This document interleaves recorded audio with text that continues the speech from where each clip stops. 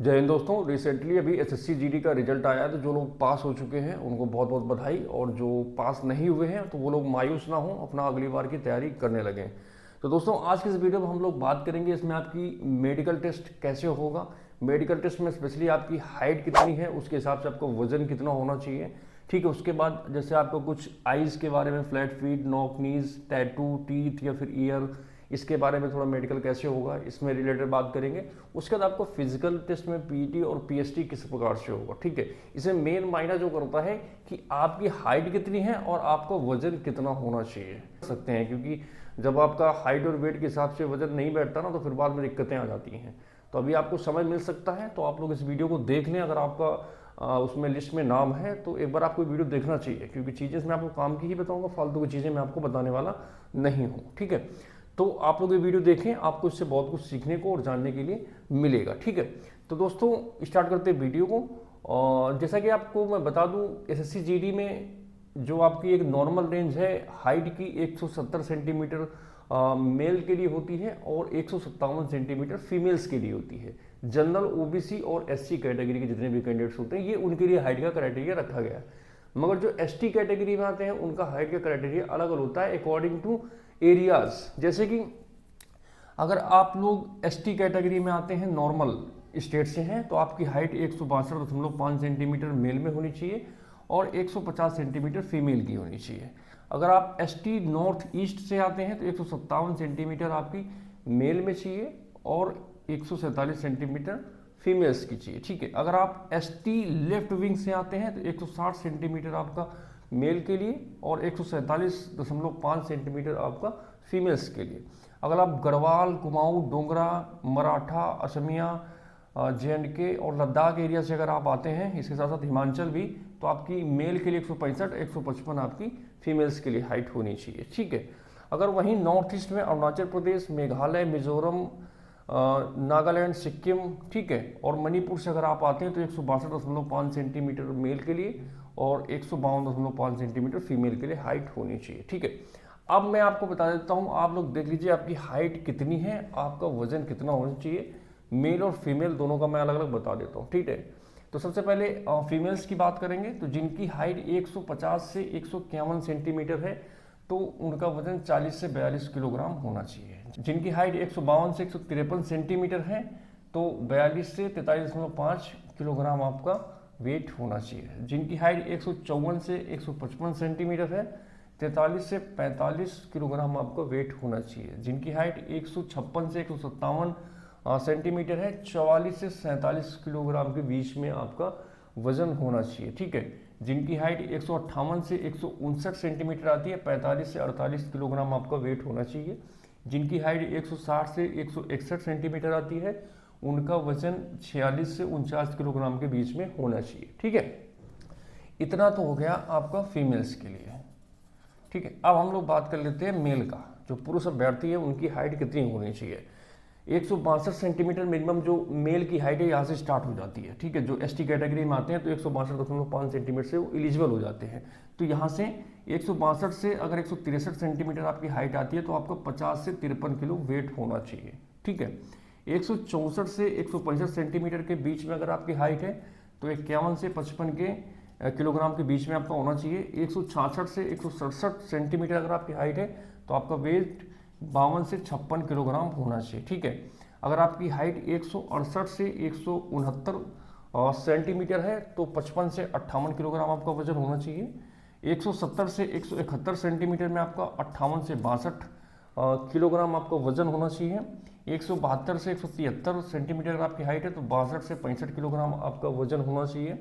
174 से 175 सेंटीमीटर में आपका 65 से 68 किलोग्राम आपका वेट होना चाहिए। 176 से 177 सेंटीमीटर अगर आपकी हाइट है तो 68 से 69 किलोग्राम आपका वजन होना चाहिए। ठीक है, 178 से 179 अगर आपकी हाइट आती है सेंटीमीटर में तो आपका 69 से 70 किलोग्राम आपका वजन होना चाहिए। इसके ऊपर जितनी भी आपकी हाइट आएगी 180, 182, 185, 186 तो आपका 70 किलोग्राम वेट होना चाहिए। ठीक है, 1-2 किलोग्राम आगे पीछे इसमें चल जाता है क्योंकि वो मैनेजेबल होता है, उसको मैनेज किया जा सकता है। ठीक है, तो आप लोग अपनी हाइट के अकॉर्डिंग अभी वेट देख लिए। अभी थोड़ा मेडिकल के बारे में बात कर लेते हैं।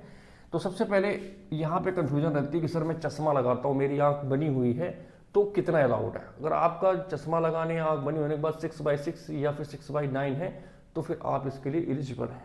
ठीक है, आपको कलर ब्लाइंडनेस नहीं होनी चाहिए। ठीक है, आंखें सीधी होनी चाहिए। कई बार होता है ना आंखें थोड़ा टेढ़ी होती है, तो उस तरीके से आपका आंख का विजन नहीं होना चाहिए, इस चीज़ को ध्यान रखना चाहिए। ठीक है, फ्लैट फीट आपका अगर है तो आप अलाउड नहीं होंगे। ठीक है, फ्लैट फीट कोई लोग नहीं लेते हैं। नॉक नीज है तो भी दिक्कत है, ये भी अलाउड नहीं होंगे। अगर आपके शरीर में कोई टैटू बना हुआ है तो कोई आपके शरीर में विजिबल टैटू नहीं होना चाहिए, इस चीज़ को ध्यान रखना। विजिबल मीन्स जैसे गर्दन में बनवा लिया, हाथ में बनवा लिया, ये गड़बड़ है। आप अंदर बनवाइए, जो वर्दी के अंदर आपका ढक जाएगा ना वो चलेगा, बट विजिबल टैटू आपके शरीर में नहीं चलेगा, इस चीज़ को ध्यान रखना। ठीक है, टीथ की बात कर लेते हैं तो टोटल आपके दांतों में 14 पॉइंट होने चाहिए। ठीक है, कुछ इस प्रकार से आपके पॉइंट होते हैं, आप देख सकते हैं।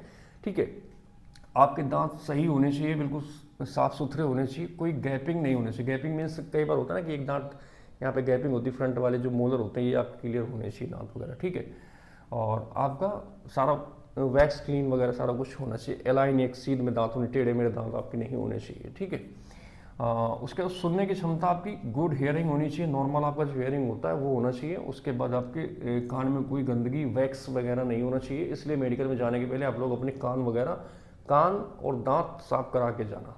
जो गुटखा उटखा खाते हैं उनको दांत लाल हो जाते हैं, या फिर कान में बड़ी गंदगी भरी रहती है, तो सारी चीज़ें साफ करा के जाइए। ठीक है, ये पॉइंट इनमें पास तो हो जाते हैं बट आपको रीमेडिकल मिल जाता है, फिर आप मेंटली परेशान होते हैं, इससे कोई फायदा नहीं है। इसलिए अपना 200-400 रुपये लगा के पहले से उसको सारा क्लीन करा के जाए।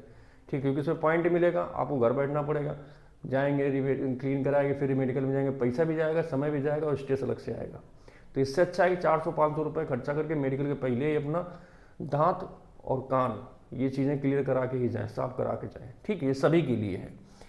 आपको कोई वायरस या फिर वायरल बीमारी नहीं होनी चाहिए, HIV वगैरह आपको नहीं होना चाहिए, क्योंकि ब्लड टेस्ट वगैरह सैंपल भी किए जाते हैं।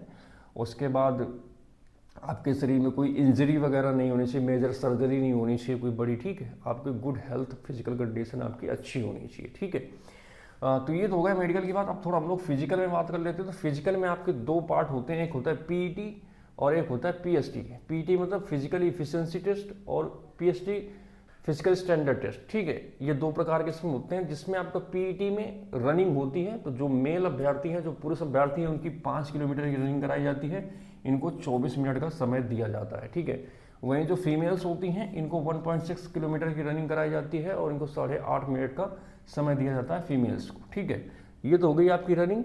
उसके बाद आपका जो सेकेंड स्टेप होता है वो होता है PST फिजिकल स्टैंडर्ड टेस्ट। तो इसमें जनरल OBC SC की हाइट 170 सेंटीमीटर मेल में होनी चाहिए। ठीक है, और 157 सेंटीमीटर फीमेल्स की होनी चाहिए। ठीक है, और जो मेल कैंडिडेट है उनका चेस्ट भी इसमें नापा जाता है। तो आपका नॉर्मल चेस्ट 80 सेंटीमीटर और 5 सेंटीमीटर फूलना अनिवार्य है। टोटल 85 सेंटीमीटर होना चाहिए आपका, 80 सेंटीमीटर नॉर्मल और 5 सेंटीमीटर फूलना चाहिए। ठीक है, अगर आपका सीना 5 सेंटीमीटर फूलता नहीं है तो भी दिक्कत है, इसलिए आप लोग प्रैक्टिस करें, घर में अपना सीना फुलाने की कोशिश करें। 5 सेंटीमीटर तो आपको अपना सीना फुलाना ही पड़ेगा, ज़्यादा फूल जाए चलेगा बट 5 सेंटीमीटर से कम आपका सीना नहीं फूलना चाहिए। ठीक है, इस चीज़ को ध्यान रखना।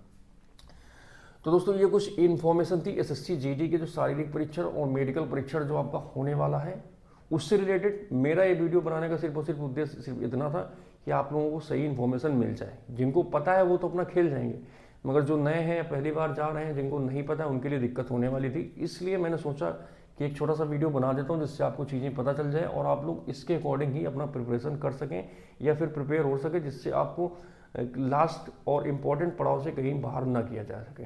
ठीक है, अगर आपको जानकारी अच्छी लगी तो आप लोग इस वीडियो को लाइक करना और चैनल को सब्सक्राइब करना।